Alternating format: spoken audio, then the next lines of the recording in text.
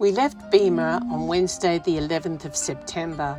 We had light winds to our first stop, Kawindi, a beautiful bay, unfortunately a little rolly, so we departed early the next day for Moyo Island. For some unknown reason, Annie T was always last to leave and always last to arrive. But this day, she decided she was not going to be last. They say that if there are 2 boats or more sailing, it's a race. We had perfect conditions, champagne sailing. What a brilliant day. We arrived at Moyo late afternoon, just in time for sundowners on Bruno's Girl to celebrate Claudia's birthday. It was one of those nights that reminded us how special the rally community had become, with laughter, great company, and another spectacular Indonesian sunset. Once again, happy birthday! The following morning, we set off on what we thought would be a walk to the famous Matu Jitu waterfall. It turned out to be more of a trek. The waterfall where Princess Diana famously swam during her visit in 1993 was breathtaking. On Saturday the 14th of September, we reluctantly left Moyo and headed for Gelore Beach. The Gelore anchorage was shallow and surrounded by reefs, making it one of the trickier places we'd visited.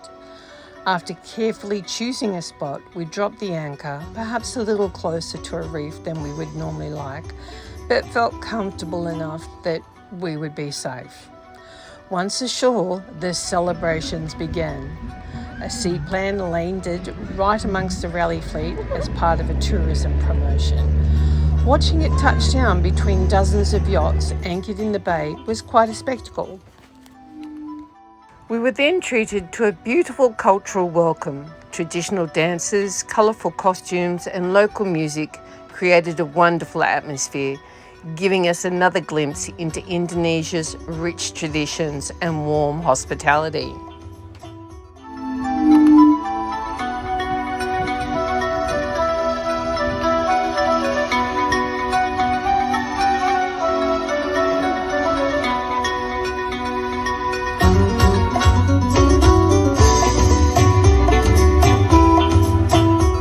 On Sunday, the rally travelled to Jorak village to witness the famous buffalo races, a tradition passed down through generations.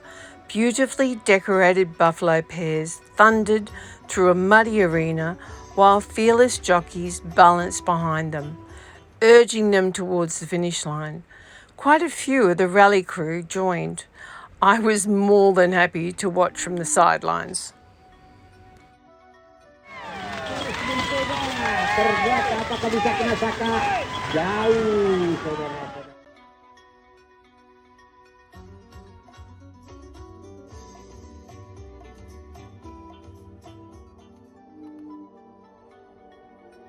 Later, we visited Palu Bungan, believed to be one of the most densely populated islands on Earth. More than 3,400 people called just 8.5 hectares home. Before exploring the island, the local children performed a delightful welcome concert that had everyone smiling. Walking through the maze of impossibly narrow alleyways with houses built almost wall to wall was an unforgettable experience. Despite the tiny footprint of the island, there was an incredible sense of community, with families chatting outside their homes and children playing happily in every corner. Then our perfect day took an unexpected and heartbreaking turn. As our bus returned to the beach, we noticed one of the rally yachts sitting alarmingly close to Annie T. The closer we came, the worse it looked. A rally boat had dragged anchor, and its long bowsprit had punched down the side of Annie T, ripping out stanchions, lifelines, cleats, sections of the tow rail and the gunwale strip. The damage was extensive. Without hesitation, Steve manoeuvred our big boy fender between the two yachts and secured the drifting boat to prevent it from being pushed back and onto a nearby reef. The owner soon arrived and was able to move his yacht away. Remarkably, his boat escaped without a scratch. Gutted hardly begins to describe how we felt. We had done absolutely nothing wrong and were simply innocent victims. Looking at Annie T's damage was heartbreaking. We were incredibly fortunate though. Another metre or two and the bowsprit would have almost certainly destroyed our Bimini, Dodger, solar panels and much more. We headed ashore feeling completely deflated. The silver lining came from the Raleigh family. They managed to lift our spirits. It was a timely reminder that boats can be repaired, friendships are priceless, and we were surrounded by people who genuinely cared. The following day, we had planned to dive with the whale sharks, something we had been looking forward to for weeks, but neither of us felt comfortable leaving Annie T unattended in her damaged state.